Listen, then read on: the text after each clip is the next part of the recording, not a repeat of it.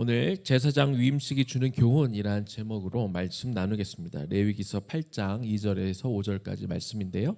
우리 유빈이가 읽어줄 때 우리 귀로 듣고 또 마음으로 듣는 시간이 되면 좋겠습니다. 너는 아론과 그의 아들들과 함께 그 의복과 관유와 속죄제의 숫송아지와 순양 2마리와 무교병 한 건드리를 가지고 온 회중을 회막문에 모으라.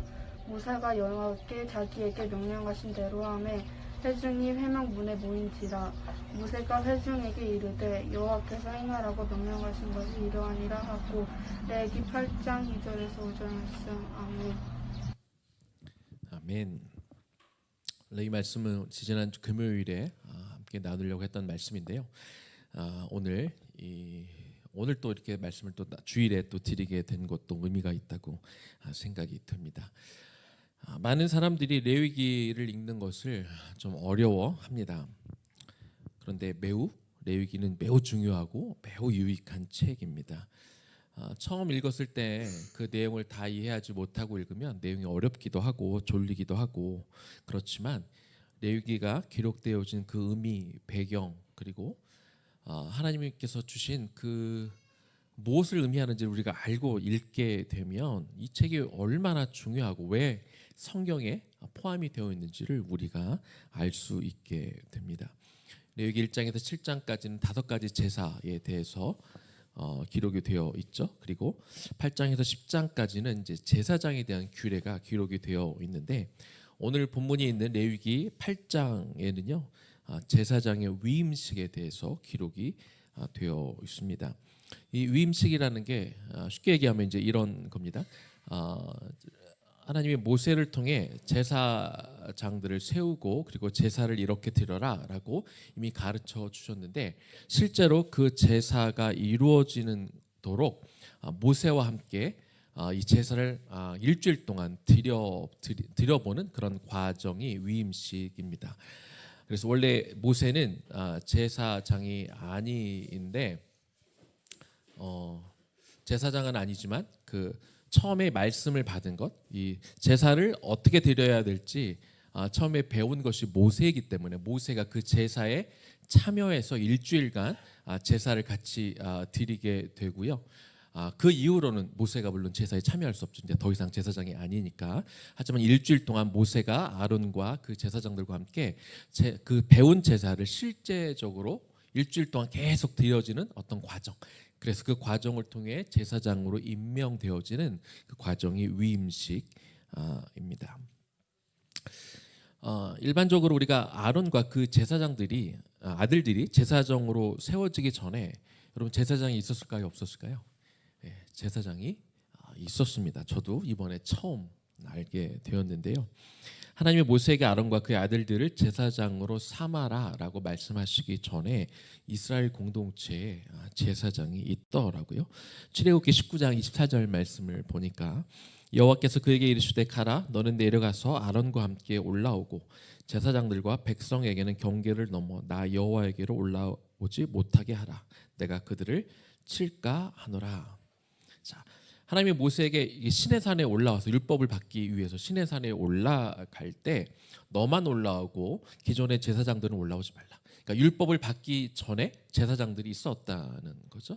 그래서 모세만 올라오고 기존의 제사장들은 올라오지 말라 이렇게 기록이 되어 있습니다. 율법을 받은 것은 20장이고 지금 방금 읽었던 말씀이 19장이니까 율법을 받기 전에 제사장들이 존재했다는 것을 알 수 있습니다. 그들이 어떤 역할을 했는지에 대해서 성경이 자세하게 써 있지 않기 때문에 알 수는 없지만 이미 제사장들이 존재하기는 했습니다. 그러나 하나님이 시내산에서 모세에게 주신 이 제사장에 관한 계시는 이미 존재했던 제사장들과는 상관이 없고 이제 오직 아론과 그의 후손들에게만 이제 해당이 되는 규례가 됩니다.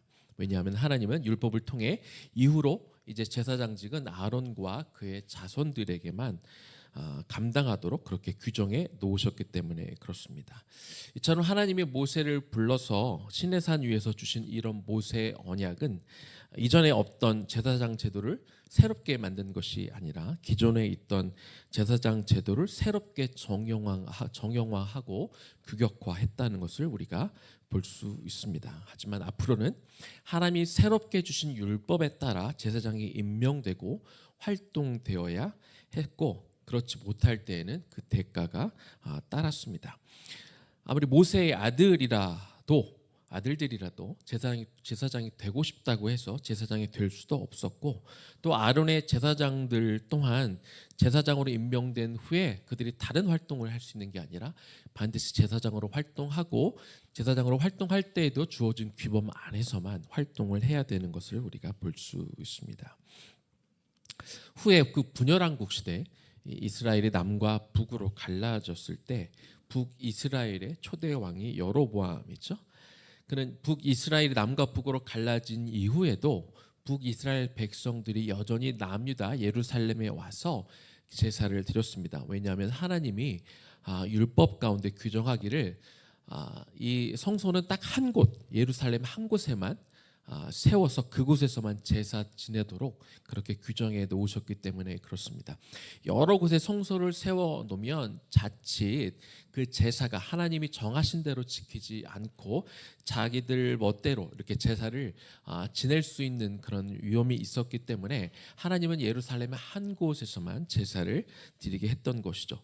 그런데 북이스라엘 백성들도 여전히 하나님을 믿는 백성들이다 보니 본인들도 절기를 지켜야 됐고, 그리고 화목제를 드리고 싶고 이런 마음이 있으면 제사를 드릴 수 있는 곳이 남유다 땅의 예루살렘 한 곳이다 보니까 북이스라엘 백성들이 여전히 남유 땅에 가서 제사를 드리곤 했습니다. 이거를 여로보암, 이 북이스라엘의 왕이 마음에 들지 않았던 거죠. 내 백성들이 남유다에 가서 예배를 드리는 게 좋게 생각하지를 않아서 하나님의 뜻과 상관없이 북이스라엘 지역에 있는 단이라는 곳과 베델이라는 두 곳에 제단을 쌓고 거기에 금송아지를 만들어 놓고 금송아지에게 제사를 드리는 게 곧 하나님께 제사를 드리는 거다, 이렇게 선포를 해서 금송아지를 숭배하도록 이렇게 조장을 했습니다. 또한 이제 산당을 지어놓고 제사를 드리려다 보니까 제사장이 필요한데 그러다 보니 아론의 후손이 아닌 사람 중에서도 일반 백성이라도 수송아지 한 마리와 수대양 7마리를 바치기만 하면 제사장이 될 수 있는 길을 열어놓게 됩니다. 이처럼 하나님이 정해놓으신 법을 어기고 순전하지 못한 제사장들로 이렇게 제사를 지내게 되다 보니 북이스라엘은 대부분 다 악한 왕들이 나와서 악한 길을 걷다가 결국 패망하는 것을 우리가 볼 수 있습니다. 이제부터는 제사장 위임식을요 이렇게 법적으로 이렇게 나누어 놓은 것은 아닌데 제가 내용에 따라 7가지로 좀 이렇게 나누어 봤습니다. 7가지 단계를 함께 좀 지켜보면서 이것이 어떤 의미가 있는지 좀 볼 텐데요.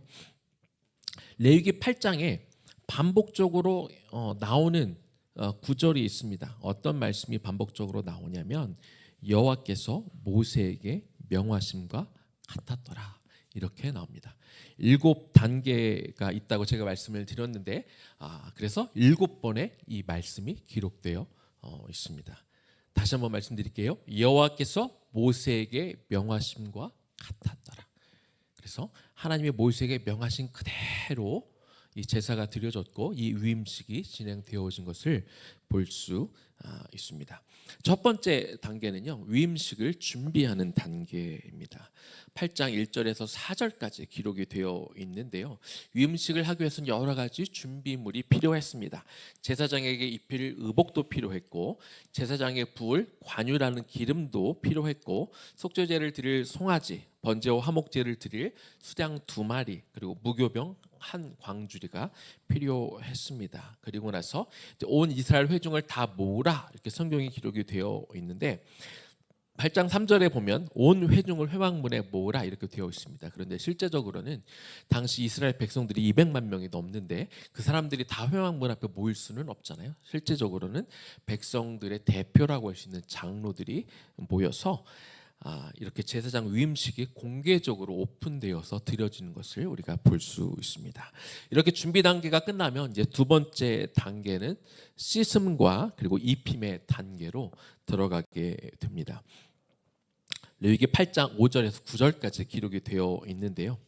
모세는 이 물두멍, 성소에 들어가면 처음에 물두멍이 있죠. 그 물두멍에 가서 아론과 그의 아들들을 물두멍에 있는 물로 씻기게 됩니다. 공개적인 자리였기 때문에 그 안에 속바지를 먼저 입힌 다음에 옷을 씻겼고 그 다음에 속옷을 입혔습니다. 지난 주일에 여러분 봤던 그림 기억나십니까? 그 속옷이라고 그래서 우리가 생각하는 그런 속옷이 아니라 흰색 원피스로 된 그런 유니폼을 말하는 것이죠. 일반 제사장은 이 흰색 속옷을 입고 그리고 띠를 띄우고 이렇게 직무를 수행을 했습니다. 그리고 대제사장은 이 하얀색 속옷 위에 파란색 겉옷을 입게 되고요. 그리고 겉옷 위에다가는 에봇을 걸치고 그리고 12개의 보석이 박힌 12개는 12지파를 의미하는 거죠. 흉패를 가슴에 붙이게 됩니다. 그리고 흉패에는 주머니가 있어서 우림과 둠밈을 집어넣고 우림과 둠밈은 하나님의 뜻을 알기 위해서 사용되어지는 그런 기구이죠. 그리고 머리에다가는 관을 씁니다. 그리고 머리에는 여호와께 성결이라는 금띠가 둘려져 있습니다. 대제사장 의복을 보면 우리 지난주에 그림으로 봤지만 굉장히 화려합니다. 그런데 아무 의미 없이 그냥 대제사장이니까 멋있게 보이려고 화려한 게 아닙니다. 대제사장은 하나님과 백성들의 중재자입니다. 그래서 백성들 앞에서는 하나님을 대표하고 하나님 앞에서는 이스라엘 백성들을 대표합니다. 그래서 하나님과 백성들을 각각 상징하는 여러 가지 장신구들을 이렇게 달고 있고 그리고 겉으로 보기엔 화려해 보입니다. 그러나 사실 대제사장이 이 모든 것들을 갖춰 입고 실제로 활동을 하기에는 오히려 거추장스럽고 불편합니다. 그러나 거기에 다 담겨진 뜻과 의미가 있기 때문에 옷이 얼마나 아름답고 화려하느냐가 문제가 아니라 옷이 활동하기 편하느냐 편하지 않느냐의 문제가 아니라 그 옷에 담겨져 있는 의미를 가지고 일하는 것을 중요하게 여겼고 아무 옷이나 입고 일을 하지 못하도록 하나님이 법으로 정확하게 무슨 옷을 입어야 되는지 정해 놓으신 거죠. 세 번째 단계입니다. 위임식을 준비하고 이제 씻음과 입힘의 단계를 지나면 세 번째는 관유라는 기름을 붓는 단계가 있습니다. 관유는 모략과 계피 등을 섞어서 짜서 만든 기름입니다. 이 기름은 성막 안에서만 사용이 되어져야 합니다. 개인적으로 사용되어질 수가 없습니다. 모세는 이 관유라는 기름을 이 번제단 네 귀퉁이에 뿔이 있다고 그랬죠. 이 뿔에 7번씩 이렇게 바르게 되고 번제단 물두멍 그리고 각종 여러 모든 기구에다 다 일일이 발라야 했습니다. 그리고 마지막으로는 아론과 제사장들에게도 머리에다 이렇게 기름을 부었습니다. 시편 133편 2절에 보면 그 관유를 부었던 것을 이렇게 묘사하고 있습니다. 머리에 있는 보배로운 기름이 수염 곧 아론의 수염에 흘러서 그의 옷깃까지 내림 같고 제사장을 위임하면서 관유 기름을 붓는데 머리부터 부어서 쭉 굉장히 많이 부은 것 같아요. 다 떨어지도록 이렇게 부었습니다. 오늘 저희가 이제 말씀을 마치게 되면 여러분들에게 관유를 바르는 그런 의식을 할 거예요. 근데 머리에 다 쏟을 수는 없기 때문에 살짝만 바르는 것을 하게 될 텐데 이처럼 관유를 바르게 되면 그들은 제사장으로서 구별된 존재가 됩니다. 한편 이 관유는 성막의 모든 이 기명들이라고 부르는 모든 기구에다 다 바르게 됐는데요. 기름이 발라진 모든 것들은 다 거룩하게 되고 구별이 되어집니다. 거룩하다라는 의미가 뭐냐면 구별되었다는 뜻이고 이건 뭘 의미할까요? 거룩하게 구별되었다. 이 이야기는 하나님께 드려지는 다른 목적, 하나님께 드려지는 것 외에 다른 목적으로는 사용될 수 없다는 것을 의미합니다. 바벨론의 마지막 왕 벨사살이요.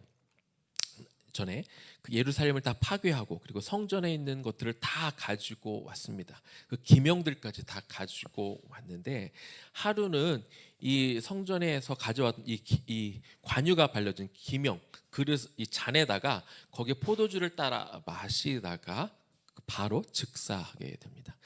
하나님을 섬기는 데 이외에 다른 목적으로 그 기명이 사용되어졌기 때문에 왕이 죽게 되는 것이죠. 이처럼 관유가 발라진 것은 거룩하게 구별이 되어서 하나님을 위해 사용되어지는 것 이외의 목적으로 사용되어지게 되면 반드시 심판이 임했던 것을 볼 수 있습니다. 네 번째 단계입니다. 네 번째 단계는 수송아지로 속죄제를 드리는 단계였습니다. 레위기 8장 14절에서 17절까지 기록이 되어 있습니다. 이 속죄제는 수송아지로 제사를 드리게 되는데 원래 속죄제는 여호와 하나님 앞에 자기가 모르고 은연중에 저질렀던 죄를 속죄하기 위한 제사입니다. 흠없는 수송아지 머리에 안수하고 모세가 송아지를 죽입니다.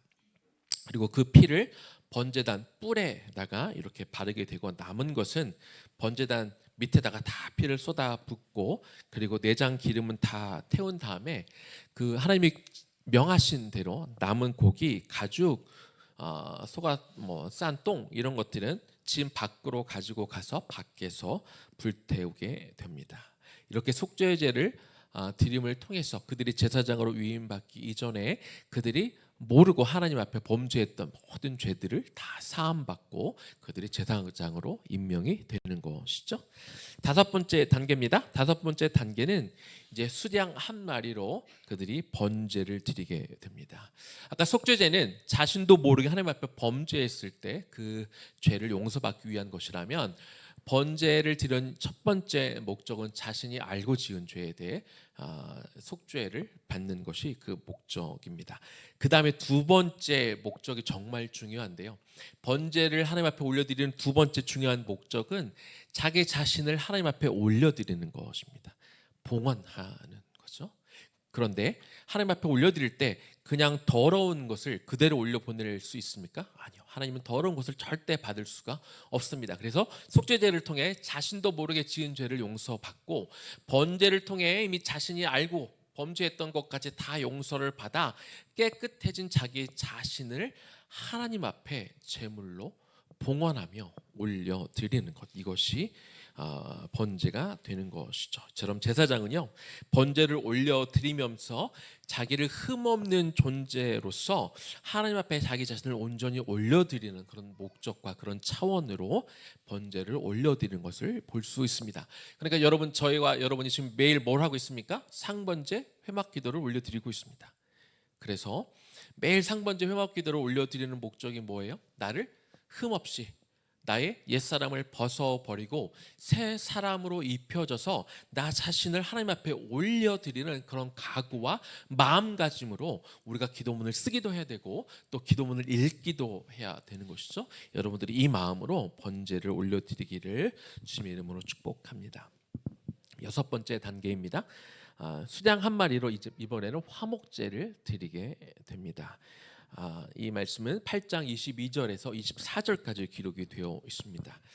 화목제는 일반적으로 세 가지 경우가 있습니다. 감사를 위한 감사제, 또 자기가 하나님 앞에 서원을 하게 되면 서원하기 전에 하던 혹은 서원을 한 후에 하건 서원을 하고 나서 드리는 서원제, 그리고 일상에서 하나님 앞에 그냥 기쁨으로 드리는 낙헌제, 이렇게 세 가지가 있습니다. 그런데 위임식에서 드려지는 이 화목제만큼은 화목제이면서 하나님이 이 화목제를 뭐라고 부르셨냐면 위임제라고도 부르셨습니다. 위임이라는 단어의 원어적인 의미가 또 봉헌이라는 의미를 가지고 있습니다. 그래서 자기 자신을 하나님 앞에 봉헌한다라는 의미로 또 화목제를 드린 것이죠. 화목제를 드리기 위해서 아론과 그의 아들들이 수양 머리 안수하고 모세가 그 수양을 죽입니다. 그리고 모세는 수양의 피를 아론과 그의 아들들의 이 오른쪽 귓부리에다가도 바르고 오른쪽 손톱에다가도 바르고 그리고 발가락에다가도 이렇게 바르게 됩니다. 제사장들이 바른 말을 듣고 옳은 일을 행하고 옳은 곳에 가게 해야 한다는 그런 의미로 이 세 곳의 제사장들의 귀와 손과 발에 이렇게 피를 바르게 됩니다. 이렇게 피를 세 곳에 바른 이후로 남은 피는 모두 제단 위에 뿌리게 되고요. 그리고 나서 하나님께 드려진 다른 예물들을 태웁니다. 먼저는 내장 기름을 태우는데요. 레위기 8장 28절입니다. 모세가 그것을 그들의 손에서 가져다가 제단 위에 있는 번제물 위에 불사르니 이는 향기로운 냄새를 위하여 드리는 위임식 제사로 여호와께 드리는 화제라. 하나님은 앞에서 이미 뭐라고 선언하셨냐면 이 제물 중에 있는 모든 기름은 다 나에게 속했다, 이렇게 선언하셨습니다. 기름을 좋아하는 이유가 뭘까요? 하나님은 왜 도대체 기름이 중요하다고 말씀하시고 왜 도대체 기름은 다 내 것이라고 말씀하시는 걸까요? 여러분, 기름을 태우다 보면 기름이 있기 때문에 잘 태워집니다. 연기가 이렇게 하늘로 올라가는 것이죠. 아까 읽었던 28절 말씀 가운데 여호와께 드리는 화제라, 번제물 위에 불사르니 이는 향기로운 냄새다. 사실 이 기름을 태우면요, 냄새가 향기로운 게 아니에요. 이 냄새는 굉장히 메스껍고 고약한 냄새가 납니다. 그러나 이 기름들이 잘 타기 때문에 하늘로 이렇게 연기가 나서 이렇게 올라가겠죠. 하나님은 이렇게 연기가 잘 나서 하늘로 올라가서 이렇게 연기가 올라가는 것을 하나님이 너무나 기쁘게 받으시는 거죠. 그래서 이것을 향기롭다고 말씀하시고 그리고 이것이 불로 눈으로 볼 수 있기 때문에 이걸 화제라고 말씀하시면서 하나님이 너무나 기뻐서 받으시는 겁니다. 이처럼 기름을 하나님이 태워서 받으시고 또 무교병 예물들을 태우는데 이 누룩 없이 만들어진 떡이 뭘 의미해요? 온전함, 순전함을 상징하는 것이죠. 이런 것들을 같이 태움을 통해서 제사장들의 그 온전한 그 모습을 하나님이 받으신다라는 의미로 이런 것들을 하게 됩니다. 마지막으로는 뒷다리를 태우게 되어 있습니다. 일반적인 화목제에서는요, 그 화목제 예물 중에서 가슴 부위의 살과 그리고 이 뒷다리, 오른쪽 뒷다리는 제사장에게 속하게 되어 있습니다. 이들이 취해서 먹게 되어 있는데, 그러나 위임식에서 드려지는 화목제만큼은요, 이 가슴 부위만 제사장에게 이렇게 드려지게 되고 오른편 뒷다리는 태워서 하나님 앞에 드리게 됩니다. 당시 팔레스타인 지역 사람들이 생각하기에 고기 중에서 가장 맛있는 부위가 오른쪽 뒷다리라고 그렇게 여겼다고 그래요. 그래서 이 위임식에서는 제사장들이 원래 자기의 몫이지만 자기의 목 중에서도 가장 좋은 부위마저 하나님 앞에 태워 올려드림을 통해서 주님, 내가 받는 것이 아니라 나도 주님께 내어드리기를 원합니다 하는 마음으로 제사장들이 가장 좋은 부위로 여겼던 뒷다리를 태워서 하나님 앞에 올려드리는 것을 우리가 볼 수 있습니다. 마지막 7번째 단계입니다. 제물의 가슴 부위 고기, 이제 남은 그 가슴 부위 고기를 무교병과 함께 먹게 됩니다. 이 내용은 8장 30절과 31절에 기록이 되어 있습니다. 화목제 이후에 제물의 가슴 고기를 먹고 그리고 광주리에 남아있는 이 무교병을 먹게 되는데, 그런데 먹기 전에 하는 일이 있어요. 이 가슴 부위 고기와 무교병을 먹기 전에 하나님은 모세로 하여금 아까 있던 그 관유, 처음에는 제단과 기명에다가 이렇게 발랐다고 그랬잖아요. 그 시간에는 관유를 가져다가 이제 제사장의 옷에 뿌립니다. 처음에는 머리에 뿌렸고 그 다음에는 옷에, 그리고 이 제물, 화목제물로 드려졌던 그 피와 함께 섞어서 관유와 피가 섞여진 것을 제사장의 옷에 뿌린 다음에, 그렇게 해서 완전히 제사장을 성결케 하신 다음에 제사장들로 하여금 모여서 같이 화목제물을 먹게 하였습니다. 하나님은 이처럼 제사장들이 거룩과 성결하기를 철저하게 원하셨습니다. 그리고 그 하나님은 신약시대를 살아가는, 그리고 모두 제사장으로 임명하신 이후에 저와 여러분 모두가 다 이렇게 거룩한 옷을 입고 살아가기를 원하십니다. 이 그리스도로 옷 입는다는 것, 이런 표현이 제가 이번에 새롭게 또 발견을 했는데 로마서 13장 14절에도 그런 표현이 있더라고요. 오직 주 예수 그리스도로 옷 입고 정욕을 위하여 육신의 일을 도모하지 말라. 예수 그리스도로 옷 입는다는 것, 이것을 레위기에 기록된 것으로 표현을 하다 보면 관유와 피, 이것을 섞어져 이것을 뿌린 옷을 입어라, 이렇게 우리가 생각하면 됐습니다. 엄밀히 말하면 관유와 피가 뿌려진 옷을, 뿌린 옷을 입게 되면 사실 그 옷은 굉장히 더러워 보일 수 있겠습니다. 그러나 중요한 건 예복이 더럽고 안 입고가 아니라 그 예복 안에, 그 예복을 입고 있는 사람이 깨끗해지는 게 중요한 것 아니겠습니까? 저와 여러분은 비록 평상시에 살면서 제사장들이 입었던 그런 옷을 입고 살지는 않지만 우리가 매일매일 우리는 어떤 자세와 태도로 우리가 세상에 나가야 될까요? 비록 우리가 평상복을 입고 우리가 출근하고 직장에 가고 일터에 가고 또 가정에서 여러 가지 일들을 하겠지만 매일 아침마다 저와 여러분은 마치 관유가 뿌려진 옷을 입고 사는 것처럼, 마치 제단에 뿌려진 그 피가 뿌려진 그 옷을 입고 우리가 세상에 나가는 그런 심정으로 우리가 살아야 되지 않겠습니까? 만약 여러분이 그런 옷을 입고 있다면, 관유가 뿌려지고 그리고 제물의 피가 뿌려진 옷을 입고 그런 제사장에 갖춰진 옷을 입고 밖에 나가서 일을 한다. 여러분들이 어떤 태도와 마음가짐으로 일을 하겠습니까? 여러분이 감히 그 옷을 입고 세상에 나가서 불의를 일삼으며 거짓을 일삼으며 거룩하지 못한 행실을 할 수 있을까요? 여러분이 정말 그 옷을 입고 있다고 생각한다면 그렇게 살지는 못할 것입니다. 그래서 그들은 그 옷을 입은 채로 하나님이 그들을 어떻게 성결하기를 원하시는지 그들이 깨달은 채로 함께 남은 제물을 먹었던 것입니다. 자, 화목제물은 우리가 잘 알다시피 나눠서 먹는 게 특징입니다. 1차적으로는 하나님과의 친밀한 교제를 뜻하기 때문에, 그래서 이 성소 안에서, 밖에 나가서 먹는 게 아니라 이 성소 안에서 이렇게 제물을 먹게 됩니다. 이렇게 해서 먹는 과정을 통해 하나님과 친밀한 관계를 맺게 되고요. 또한 제사장들과 함께 먹으면서, 이 화목이라는 게 하나님과의 화목도 중요하고 또 공동체 안에서의 화목도 중요하지 않습니까? 그래서 제사장들과 함께 음식을 나누면서 같이 그리스도 안에서 연합하고 화목하는 그런 시간을 갖게 됩니다. 이렇게 제사장 위임식은요 7단계를 거쳐서 진행이 됩니다. 복잡하기도 하고 해야 될 일들도 많고 준비할 것도 많습니다.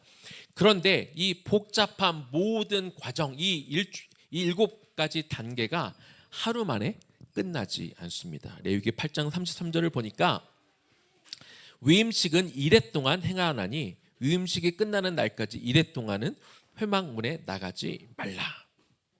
자, 아론과 그의 아들들은요 회막문을 벗어나지도 못하고 일주일 동안 이 복잡한 7가지 단계를 7일 동안 매일 반복해서 해야 했습니다. 더군다나 이 모든 과정이 오픈돼서 그리고 백성의 대표들이 보는 앞에서 해야 했습니다. 한치의 소홀함이 없이 하나님이 허락하신 그대로 이 모든 절차들을 지키며 해야 됐다는 것이죠. 그래서 7일 동안 그들은 세상과 단절된 채 오직 하나님만 바라보며 이 위임식의 절차에 따라 제사들을 반복적으로 행하고 하나님 앞에 머물러 있어야 했던 것이죠. 오늘 이 말씀을 들으면서 여러분들도 이 말씀을 잘 새겼으면 좋겠습니다. 우리가 하나님 앞에 어떤 중요한 일들을 하기 전에 우리는 반드시 하나님 앞에 나와서 하나님의 임재 안에 머물러 있는 것이 너무나 중요합니다. 하나님 앞에 머무는 시간을 갖는 것을 우리가 다른 중요한 일을 준비하는 것, 그 어떤 것보다 가장 우선순위로 두고 우리가 할 수 있어야 됩니다. 목회자만 그렇게 하는 것이 아니라 평신도도 마찬가지입니다. 하나님 앞에 홀로 머무는 시간이 길면 길수록 우리는 하나님의 뜻을 더 명확하게 분별할 수 있게 되는 것이죠. 간혹 어떤 성도님들은 하나님의 뜻을 묻기 위해서 목회자나 어떤 분들에게 자꾸 물으실 때가 있습니다. 물론 나보다 더 신앙이 좋고 연륜이 있는 목회자들에게 하나님의 뜻을 물을 수도 있겠지만, 그러나 하나님이 정말 원하시는 것은 무엇일까요?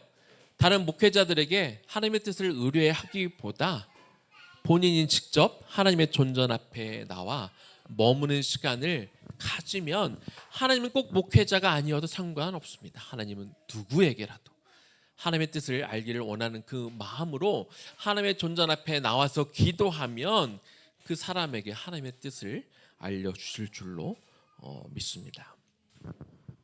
이제 말씀을 마무리하겠습니다. 위임식의 순서가 크게 세 가지 제사를 드리는데 속죄제, 번제, 화목제 순서로 드려지는 건 굉장히 큰 의미가 있습니다. 속죄제는 하나님 앞에 나아가면서 자신이 부지 중에 내가 하나님 앞에 혹시 나도 모르게 지었던 죄를 사함 받는 것이 속죄제이고요. 그리고 번제를 통해서 자신을 하나님 앞에 헌신하기 전에 나도 모르게 저질렀던 죄와 더불어 또 내가 하나님 앞에 알고도 저질렀던 죄를 다 속죄 받은 후에 그리고 나를 하나님 주님 앞에 내어드립니다. 내 인생은 하나님의 것입니다. 당신이 나의 주인이십니다 라는 그런 마음으로 나를 주님 앞에 전적으로 드리는 게 번제가 됩니다. 그리고 나면 하나님의 화목제를 통해서 하나님과 우리 사이에 화목이, 진정한 평화가, 진정한 관계가 맺어지는 것이죠. 그리고 나서 하나님은 하나님과 제사장 사이에서만 그 온전한 관계를 맺기를 원하지 않으시고 동료 제사장들과 그리고 함께하는 모든 이웃들과 평화를 누리기를 하나님이 원하십니다. 우리는 현재 신약 시대에 살고 있지만 저와 여러분은 베드로후서 2장 9절에서 말씀해 주신 것처럼 저와 여러분 모두가 다 왕 같은 제사장입니다. 하나님은 저와 여러분에게도 성결하게 살기를 원하고 계십니다. 그리고 이미 여러분을 제사장으로 임명하실 때 여러분에게도 관유를 발라주셨고 그리고 이 번제물의 이 피를 여러분에게 뿌려주신 것이죠. 여러분은 설령 여러분의 눈에 보이지 않는다 할지라도 매일의 삶 가운데 여러분들이 꼭 제사를 드릴 때가 아니라 할지라도 여러분의 삶 가운데 나갈 때 마치 관유를 부음받은 사람처럼 마치 내 옷이 그 번제물에 피가 뿌려진 사람인 것처럼 우리가 그렇게 행동하고 그렇게 말해야 되고 그렇게 분별해야 되고 그렇게 결정하며 살아야 됩니다. 아까 거룩하게 구별했다라는 거 어떤 의미라고요? 오직 하나님께 사용되어질 목적으로만 드려지는 것, 이것이 거룩하게 구별된다는 겁니다. 다시 말하면 무슨 말씀입니까? 여러분이 꼭 교회에 나오지 않는 시간이라 할지라도 여러분이 직장에 가는 시간이라 할지라도 여러분이 여러분의 비즈니스에 가는 시간이라 할지라도 여러분들이 가정에 머무는 시간이라 할지라도 여러분들은 제사장으로 있기 때문에 여러분이 드려지는 모든 시간은 하나님 앞에 구별되어진 시간이 되어야 된다는 겁니다. 여러분들이 직장에 가서도 하나님의 일을 해야 된다는 것이 아니라 여러분이 직장에서 해야 되는 모든 일이 하나님 앞에 영광을 돌리는 목적으로 행해져야 된다는 것이죠. 언뜻 생각하면 내가 지금 직장에서 하고 있는 일이 하나님의 일과 상관없이 느껴진다 할지라도 마치 하나님께 하는 듯한 그런 마음으로 다른 사람들을 섬기는 마음으로 다른 사람을 더 낮게 여기는 마음으로 다른 사람들을 마치 하나님을 섬기는 그 마음으로 행하는 것, 이것이 구별된 제사장의 삶이 되겠죠. 이렇게 사시기를 바랍니다. 이렇게 구별된 삶을 사시기를 바랍니다. 이렇게 하나님의 영광을 위해 살아가는 그런 저와 여러분들 되기를 주님의 이름으로 축복합니다. 우리 시간에는요, 나의만 받으소서 먼저 우리 전사님 찬양을 좀 해주시면 여러분 좀 눈을 좀 감으실까요? 아까 말씀드린 것처럼 오늘 이 시간에는 좀 여러분들에게 관유를 바르는 그런 의식을 좀 해보고자 합니다. 여러분들이 좀 마음의 준비가 먼저 되면 좋겠습니다. 관유를 이제 앞에서 한 분씩 나와서 바르게 될 텐데요. 사실 이거는 뭐 진짜 관유 기름은 아닙니다. 이거는 그냥 올리브로 된 기름이고 원래 얼굴에 발라도 되는 그런 기름이니까 제가 살짝만 바를 텐데 여러분들이 나중에 그냥 바르시면 됩니다. 워낙은 뚝뚝 흘러야 되는 거지만 뭐 그렇게 할 수는 없고 그냥 우리가 관유를 내가 이렇게 하나님께서 부어주신 제사장으로 내가 파송된다 라는 그런 상징적인 의미로만 여러분들이 받아주시면 좋겠습니다. 우리 나의만 받으셔서 우리가 찬양하면서 좀 준비하면 좋겠습니다. 눈을 감고 마음의 준비를 좀 하시면 좋겠습니다. 나의만 받으소서. 나의만 받으소서. 오셔서 주님의 저소 삼으소서.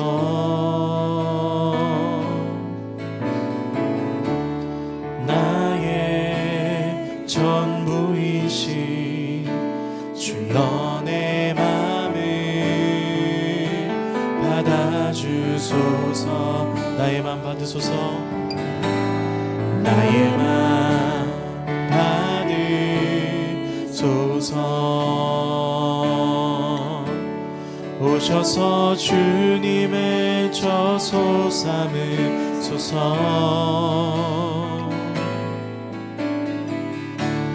나의 전부이신 주여 내 맘을 받아주소서. 나의 맘을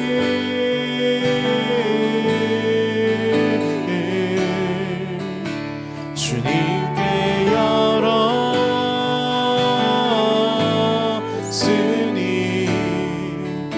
주여 내게 오셔서 내 맘에 거하여 주옵소서. 주가 기뻐하는 주의 전되게 나의 맘을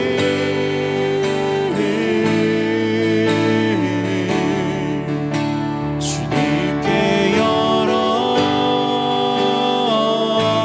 열었으니 주여 내게 오셔서 내 맘에 거하여 주옵소서. 주가 기뻐하는 주의 전되게 나의 맘을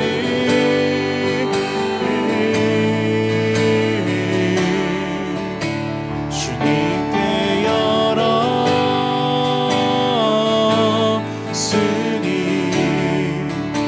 주여 내게 오셔서 내 맘에 거하여 주옵소서. 주가 기뻐하는 주의 성전 내게 하소서. 나의 맘 받으소서. 오셔서 주님의 저소 삼으소서.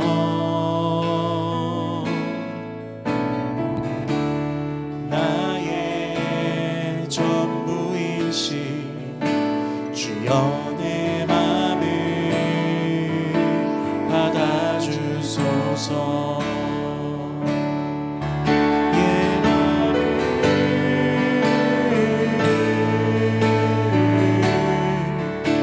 주님께 열었으니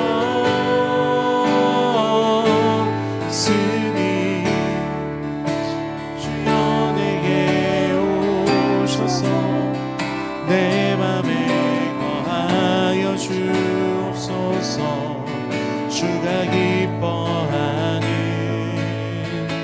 주의 전되게 나의 맘을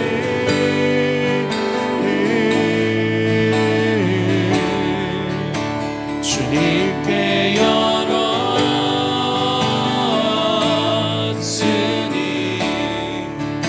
주여 내게 오셔서 내 맘에 거하여 주옵소서.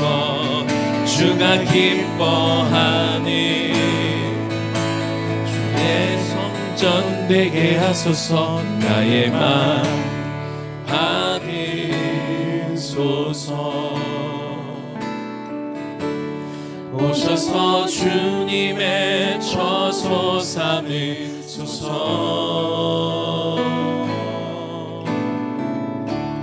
나의 전부이신 주여 내 맘을 받아주소서. 주여 내 맘을 받아주소서. 주여 내 맘을, 주여 내 맘을 받아주소서. 우리 시간 좀 자리에서 일어났으면 좋겠습니다. 오늘 아주 간략한 거였지만, 그리고 상징적인 거였지만, 저와 여러분은 오늘 우리 목회자들은 이미 목회 회의 시간에 먼저 이 의식을 행했는데요. 여러분에게 관유가 발라졌습니다. 그리고 실제로 행하지는 않았지만 지금 여러분들이 입고 있는 옷 가운데 이 번제단에 뿌려진 이 피가 여러분에게 뿌려졌다고 여러분 그렇게 믿고 이 교회를 내려가셨으면 좋겠습니다. 그리고 내일 다시 출근하실 때, 내일 여러분들의 일터에 가실 때, 내일 여러분들이 있는 모든 곳에, 머무는 모든 곳에 관유를 기름 부은 자처럼, 그리고 여러분의 옷에 피가 뿌려진 것처럼 하나님, 내가 제사장답게 거룩하게 살기를 원합니다. 하나님, 내가 구별되게 살기를 원합니다. 내가 행하는 모든 것이 하나님의 영광을 위하여 구별되어진 생각과 행동과 말이 나오게 하여 주옵시고, 구별되어진 가치관으로 살아갈 수 있도록 주여 거기에 합당한 자로 내가 살게 하여 주시옵소서 하는 마음으로 우리 주님의 이름 한번 부리며 기도하며 나아갑니다. 주여, 하나님 이 시간 기도합니다. 하나님 이 시간, 하나님 오늘 이 시간 우리가 하나님 마치 관유를 하나님 우리가 부은 것처럼 하나님 작은 의식을 행하였습니다. 우리가 실제로 행하지는 않았지만 하나님 오늘 우리가 입은 옷에 하나님 번제단에 뿌려진 하나님의 피를 우리가 하나님 우리 옷에 뿌린 것처럼 우리가 그런 마음가짐을 갖기를 원합니다. 하나님, 우리가 매일매일의 삶 가운데 우리가 상번제를 드립니다. 아침에 제사를 드리고 저녁에 제사를 드리지. 아버지 하나님, 우리가 가는 모든 곳에 우리가 제사를 드리는 심정으로 우리가 하루를 보내기를 원합니다. 하나님, 내가 입고 나가는 옷에 날마다 내가 관유를 뿌린 사람처럼 하나님, 내가 거룩하게 구별되어지기를 원합니다. 관유가 뿌려진 사람은, 그 번제단의 피가 뿌려진 사람은 아무렇게나 살 수가 없습니다. 세상과 구별되어 살아야 됩니다.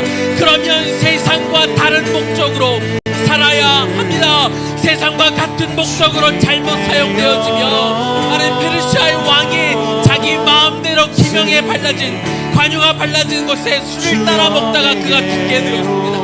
하나님, 제사장들 아론과 나무가 하나님 그들 마음대로 제사를 드리다가 불에 타서 죽었던 것을 우리가 지난주에 우리가 들었지요. 아버지 하나님, 우리는 적당히 살 수가 없는 사람들입니다. 우리는 대충 살 수가 없는 사람들입니다. 우리는 관유가 발라진 사람들이며 우리는 번제단의 피가, 속죄의 피가 뿌려진 그리스도의 보혈을 덧입고 살아가는 사람들입니다. 그래서 우리는 우리의 말을 가려서야 되며 우리의 행동이 달라야 되며 우리가 판단하고 하는 모든 가치관이 달라야 되며 정말 하나님의 말씀과 뜻에 합당하고 부합한 제사장의 삶을 살아야 되겠습니다. 세상과 똑같이 살 수가 없음을 이 시간 인정하며 아버지 하나님, 우리가 특별히 레위기를 묵상하고 우리가 레위기의 말씀을 들으며 살아갈 때 내가 얼마나 성결한 하나님의 백성으로 살아야 될지 우리가 정말 피하는 심정, 피를 토하는 심정으로 말씀을 듣고 대하고 묵상하게 하여 주시옵시고, 그 말씀 안에 들어가 하나님 정말 우리를 정결하고 거룩하게 받으시기를 원하시는 그 하나님의 마음을 알고 살아갈 수 있도록 주여 도와주시옵소서. 나의 마음을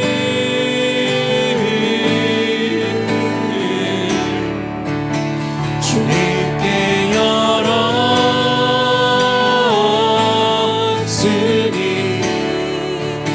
주여 내게 오셔서 내 맘에 거하여 주옵소서. 주가 기뻐하네 주의 전 나의 맘을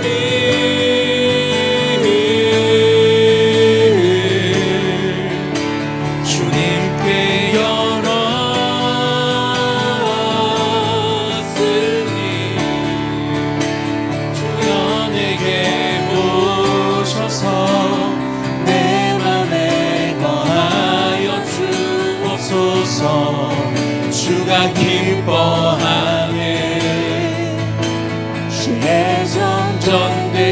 오셔서 나의 맘 받으소서.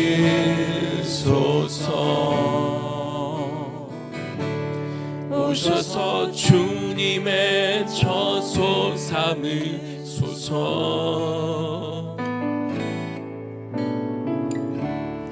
나의 전부이신 주여 내 마음을 받아주소서. 주여 내 마음을 받아주소서. 주여 내 마음을 받아주소서. 주여 내 몸을 받아주소서. 주여 내 몸을 받아 주여 내 영을 받아주소서. 주여 내 영을 받아주소서. 하나님, 당신의 백성들이 오늘 하나님의 존전 앞에 나왔습니다. 그리고 부족하지만 하나님, 관유를 우리의 이마에 팔렸습니다. 직접 행하지는 않았지만 오늘 아버지 하나님께서 이곳에 함께 예배드리는 당신의 백성들 가운데 한 명 한 명이 다 제사장으로 살기를 원하시는 그 마음으로 아버지 하나님께서 그 번제물의 피를 우리의 옷에 뿌려주신 줄로 믿습니다. 그렇게 관유를 바른 상태에서 그렇게 우리가 그 번제물의 속죄의 피가 뿌려진 상태로 우리가 세상으로 돌아가고 또 우리가 내일 다시 세상으로 나아갈 것입니다. 하나님 앞에 드려진 것은 거룩하게 구별되었다는 것이고, 거룩하게 구별되었다는 것은 오직 하나님께만 드려진다는 의미를 가지고 있습니다. 세상의 다른 목적으로 사용하게 되면 그 끝은 죽음입니다. 그 끝은 심판입니다. 하나님, 우리가 매일 교회에 와서 하나님의 일을 하는 것은 아니지만 우리의 삶 가운데 나에게 주어진 일을 하면서 내가 대하는 모든 사람을 나보다 낮게 여기며 그들을 사랑하고 품어주고 그리고 마치 그들을 죽게 하듯 그들을 대함을 통하여 그리스도의 사랑을 그리고 내 안에 들어가 있는 하나님의 형상을 그들을 통해 하나님은 드러내며 살게 하여 주시옵소서. 내가 하는 모든 말과 행동과 내가 하는 모든 선택이 하나님의 말씀을 벗어나지 않게 하여 주시옵시고, 하나님의 우리에게 허락하여 주신 그 규례와 규범대로 우리가 지키며 행하며 살아가는 당신의 제사장다운 그런 삶을 살아가는 우리의 삶이 기쁨이 넘치되 하나님 앞에서 사람 앞에서 떳떳하게 살아갈 수 있는 그런 삶을 영위하는 우리 모두 그런 왕같은 제사장의 삶을 살아갈 수 있도록 도와주옵소서. 이제는 우리 주 예수 그리스도의 은혜와 하나님 아버지 극진하신 사랑하심과 성령님의 감동 감화하심과 그 교통 역사하심이 관유 기름 부음 받은 자처럼, 그리고 이 보혈의 속죄의 피가 뿌려진 그 옷을 입은 왕같은 제사장으로 살아가게 될 우리의 다음 세대와 우리의 청장년 세대의 머리 위에 지금부터 영원까지 충만하게 거하시기를 간절히 축원하옵나이다. 아멘.